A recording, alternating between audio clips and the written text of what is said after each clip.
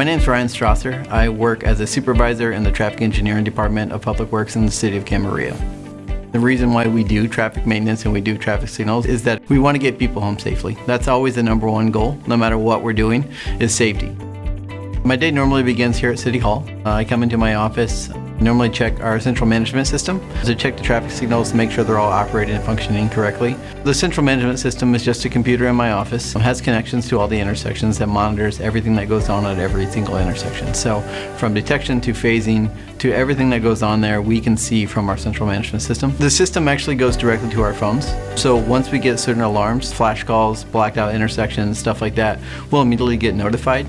I'll then go to my emails and I'll check for any citizen concerns, make sure that any concerns that they have are addressed. One of the big things that we stress in our department is customer service. So if we do get a complaint from one of the citizens, it's normally top priority. Right now, Camarillo sits at 61 signals. By the end of the next fiscal year, we should have 64 in place. When I started with the city a few years ago, we went through and kind of looked at all the communications that we have in the field. We put in wireless systems, VDSL systems, cell modem systems, all throughout the city, so now we're actually at 100%. And what that allows us to do is really start to focus on the future of traffic signals.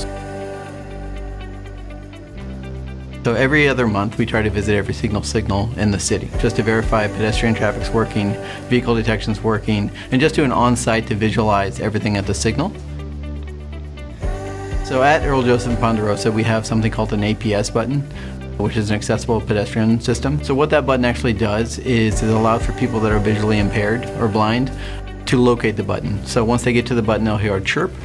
When they hear the chirp, they can actually feel the button, and the button has an arrow on it that's a little bit exposed, so they can feel it, feel out which direction they're going, and then once they press it, it gives a verbal message to wait to cross whatever intersection they're at, and then from there it'll tell them the walk sign it's on to cross Earl Joseph, for example, so then they can proceed safely. Along with the APS system, we're also implementing around the city something called LPI, which is the leading pedestrian interval.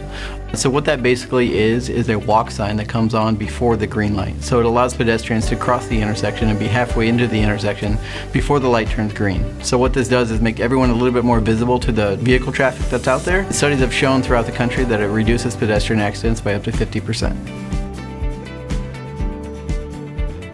The direction the city's going with the communication upgrades and stuff that we've done, we're also looking at certain grants, the SS4A grant, that will allow us to replace most of the controllers in the city. A lot of the controllers in the city are outdated, but with the new controllers, it allows us to do a number of things.